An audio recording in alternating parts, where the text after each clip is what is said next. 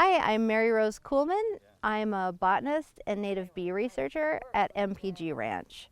And welcome to our Wildflower Walk.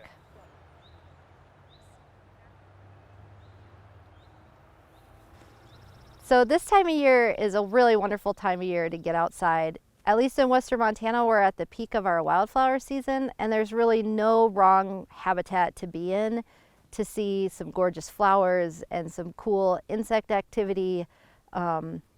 If you go after a rain, you might see some really great mushrooms if you like that kind of stuff. But as long as you're in a wildland setting, you're sure to find something that'll pique your interest.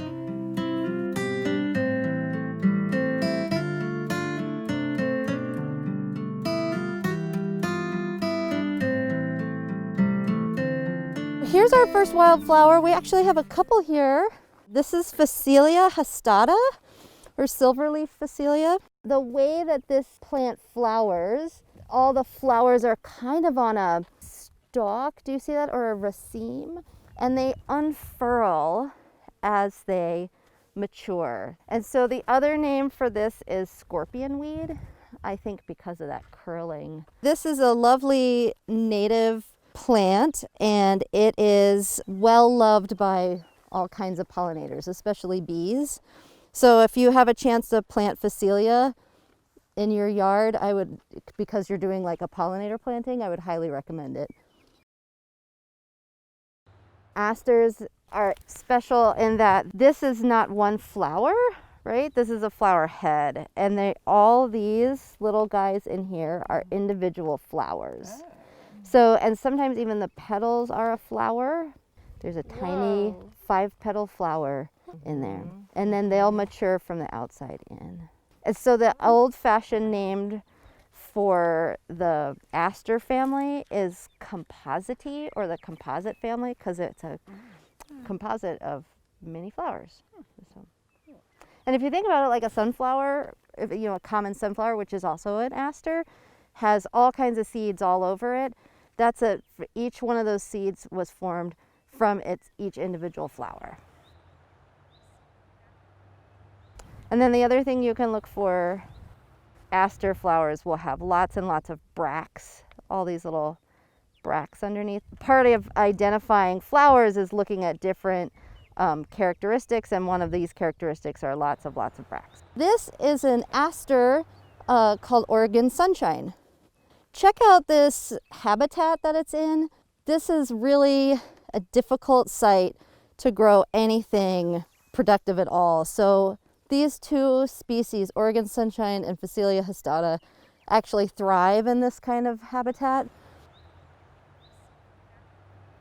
We have another invasive grass, and that's Ploa bulbosa, and this is super common too on the ranch, as well as all over Mount Sentinel.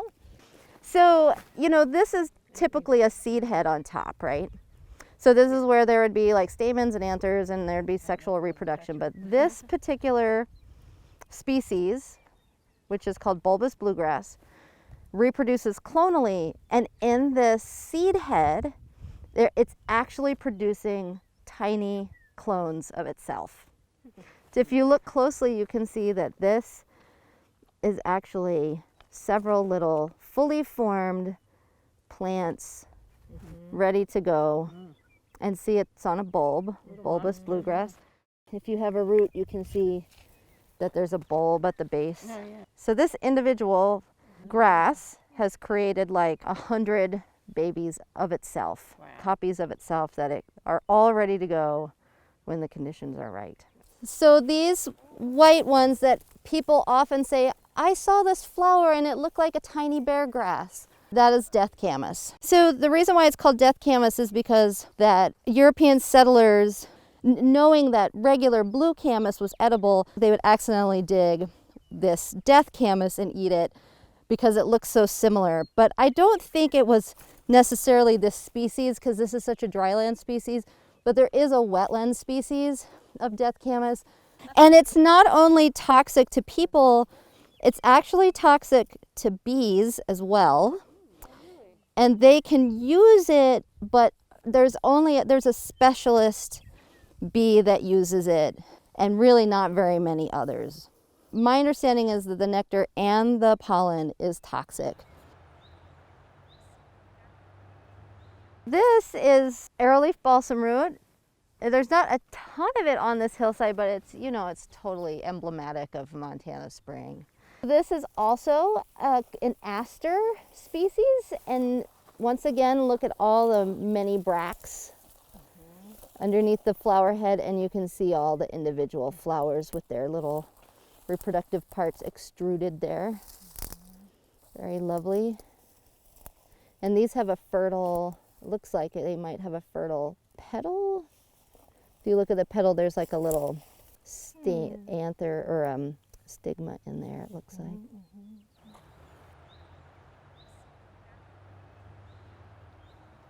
And then this is silky lupin, a lovely grassland lupin species that's really common here. Here's another aster. This is Solidago missouriensis, goldenrod, Missouri goldenrod. It's a lovely grassland species. Of course, it's not blooming yet. And then this is lemonweed or puccoon or stone seed. It's a plant in the borage family. The flowers of these, well, the seeds of these turn into these hard little white pebble-looking things, which gives it its common name, stone seed. Even its Latin name is lithospermum, which means stone seed. This is geum or prairie smoke, or red avens. This is in the rose family. There's the flower head. This is in the rose family. And then here's the seed head, just starting to, which I imagine gives it the name prairie smoke.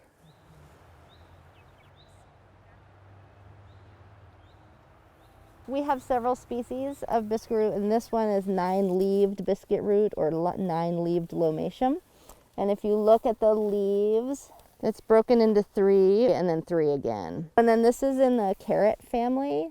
So this is usually a yellow flower. We might find some blooming.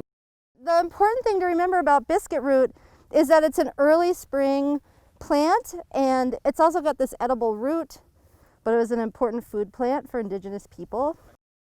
And this is Lomatium dissectum, and it has these like really dissected ferny leaves. But it is another species of biscuit root. This is Lomatium ambiguum. So they're still linear leaves, but they're just much more dissected, but not ferny. Here's some pussy toes. You guys see this sort of sage green colored ground cover? They have these beautiful, they're almost like rosettes. Do you see this little white flower along here, the delicate little white flower? That's called woodland star. It's also called prairie star, but here we're in the woods, so we call it woodland star. I've also known it as rock breaker, which I really like that name.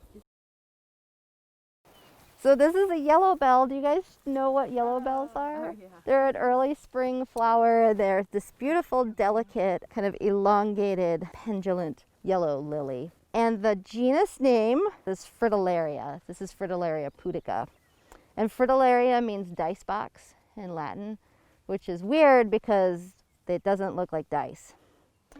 But this seed head, which is not mature yet, when it dries, if you brush against the seed head, then the seeds rattle inside, and it does sound like a box of dice. So this is the sticky cinquefoil, and this is slender cinquefoil. The most obvious characteristic of the non-native, which is called sulfur cinquefoil, is that it will have long hairs sticking out perpendicular to the stems. But these are both native.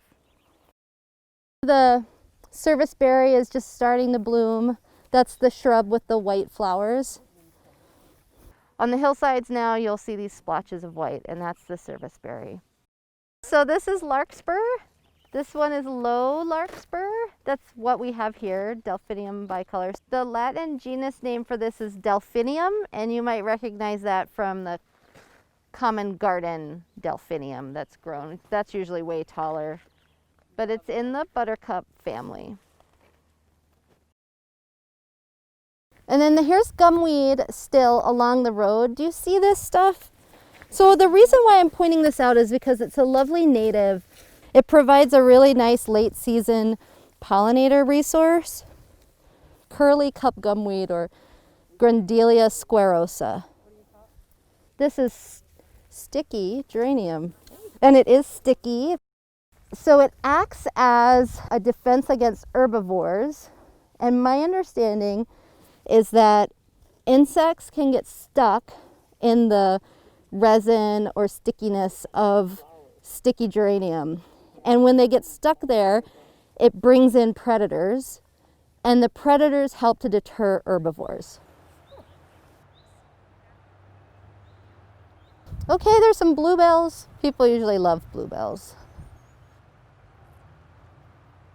That's 9 bark.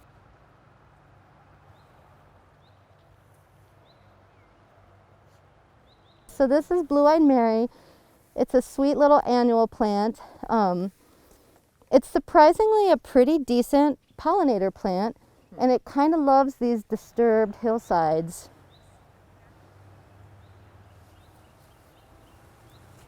It's related to penstemons. So it actually looks like a little penstemon flower. So we have a rough fescue here.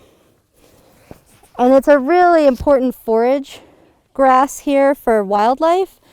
So another bunch grass. It usually is in these cooler aspects. But one of the ways you can identify it is at the base of the plant. It has these red culms, which is hard to see from 6 feet away, but you can look in there, and at the base of the leaves, they are red. This is mountain big sagebrush. Latin name is Artemisia, which is the sage genus Tridentata, which means 3-toothed.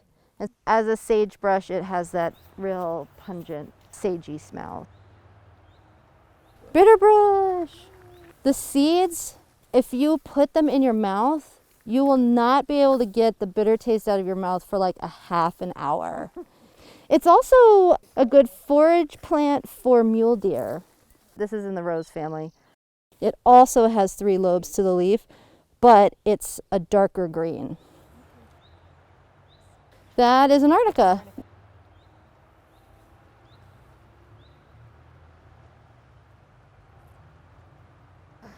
But I wanted to point out glacier lilies. This is a lovely, this is sometimes called avalanche lily. This is a calypso orchid or fairy slipper. So this one, if you look on the tongue, the part that hangs down, is spotted. This is western calypso orchid. They're just so cheerful looking.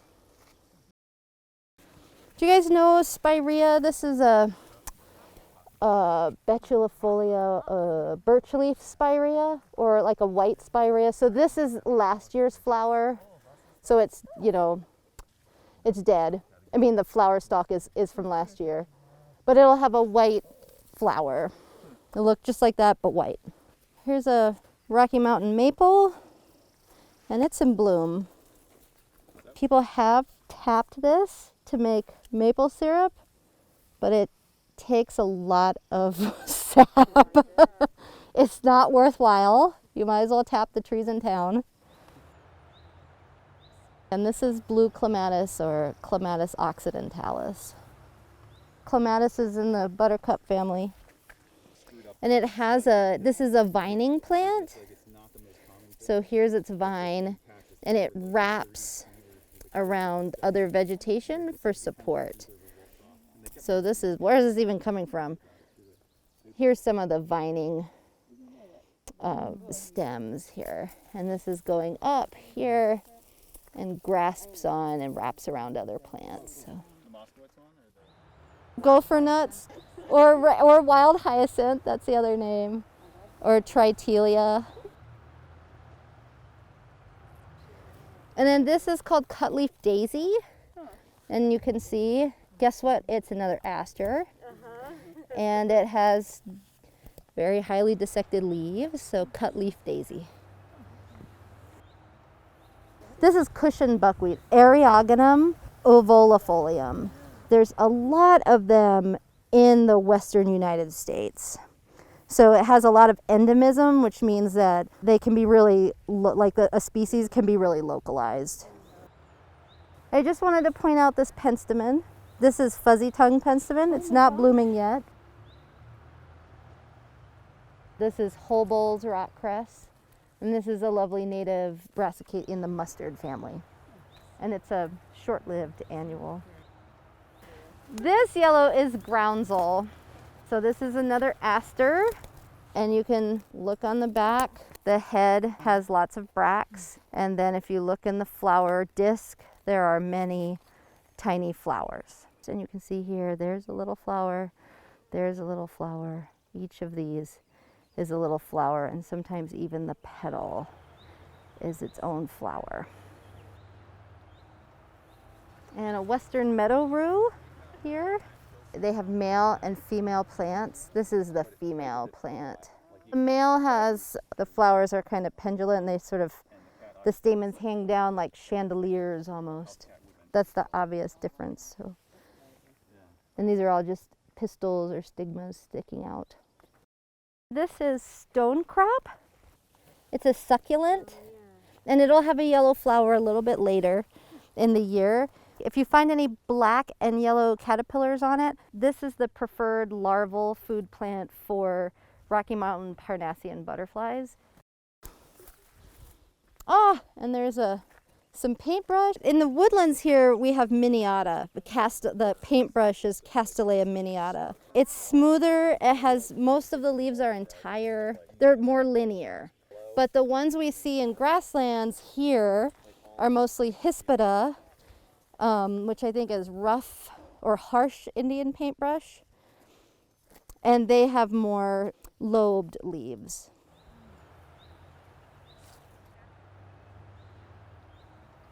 No matter where you are in Montana, or if you're anywhere else in the United States, I bet you can find a wildland area and you can get outside away from the madding crowds and enjoy spring wildflowers and forget about screens and Zoom calls and online school, and look outdoors and see flowers blooming. We've seen, on our trip today, we've seen all different species of bees. We've seen several species of butterflies. Looking closely at flowers, we're seeing different insects and caterpillars.